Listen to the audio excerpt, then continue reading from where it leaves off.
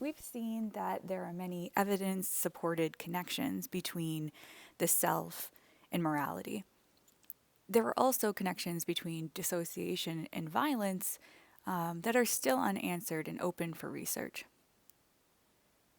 One question that might have emerged for you is how much immoral deeds done in a state of dissociation truly count as immoral. Here's a thought experiment to explore in your posts. Jen is a tour leader at a historical monument undergoing repairs in Washington, D.C.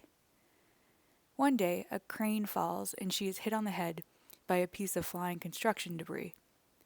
Jen dissociates and finds herself in a dreamlike state. She has no grasp on who she is or who other people are. In this state, she encounters a person as she walks down an alley.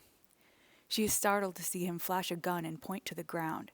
Jen screams and ferociously attacks him, severely injuring him close to the point of death. Jen also collapses. When the police arrive, Jen is taken to the hospital along with the unconscious man. The police review the security footage of the alley, and they see that the man had been sitting on a chair, talking on his phone, when Jen suddenly attacked. The police inform the hospital that they'll be arresting Jen, but the neuropsychologist and psychiatrist believe Jen is in a dissociative state following a blow to the head. Here are 2 questions to address in your posts. How much do you agree with the following sentence? Jen should be held accountable for her attack on the man. And you could use this scale to rate how much you agree or disagree. And what do you believe is influencing your reasoning in your response to that question? The second question is, putting aside legal accountability and considering philosophers' accounts of diachronic personal identity that we covered in this lecture, when Jen recovers, what would be the most effective way for her to understand this experience while maintaining her sense of self or personal identity and be psychologically healthy?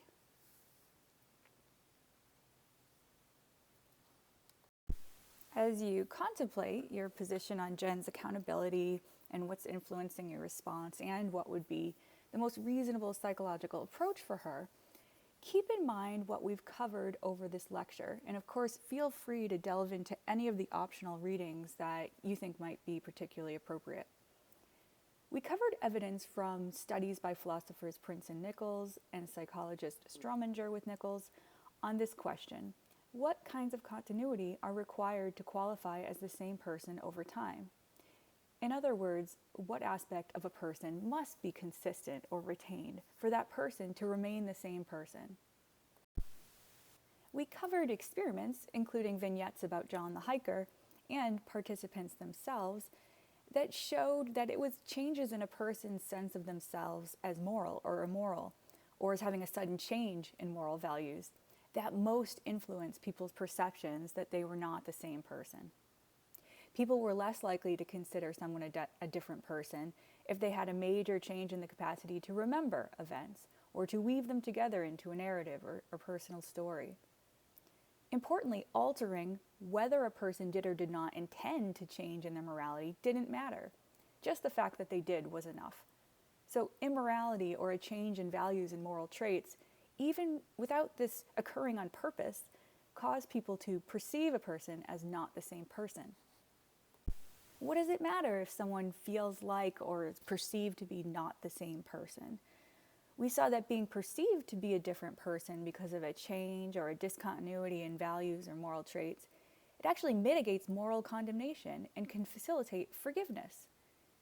This implies nothing, of course, about whether this perception of a person and its effect on culpability judgments is deserved or just. Morally relevant personal changes, then, can influence a person's own sense of themselves as having a consistent self and can affect how they're perceived in terms of guilt or innocence. Some people, however, don't seem to understand themselves as being essentially a collection of moral traits and values. People higher in psychopathy don't seem to identify with moral attributes, and this lack of moral identity does not seem to be associated with their relatively unusual moral judgments, where they're more likely to endorse harm. This suggests that there might be different biopsychosocial mechanisms driving psychopaths' lack of moral identity and their endorsement of harm. It also suggests that a non-psychopath might be expected to connect their moral values and traits, like being a kind person or a generous person, to their behaviors. So behaving contrary to these traits and values, for example, intentionally harming another person, is more likely to be felt as a jarring inconsistency with who the person is, essentially. In fact, a sense of being removed from the self is a feature of various kinds of sudden violence or exposure to violence, such as witnessing oneself or another person intentionally harm someone, as in cases of abuse, combat, and assault. This experience, dissociation, is linked to severe PTSD and continuation of cycles of violence, and also isolated episodes of violence, because those affected are more likely to forget emotional rather than incriminating details. Dissociation is considered psychologically protective in the short term, preventing a person from being overwhelmed by emotion. The research we've covered in this lecture suggests that the emotional component of dissociation likely relates to that crucial link that exists between morality and a sense of self.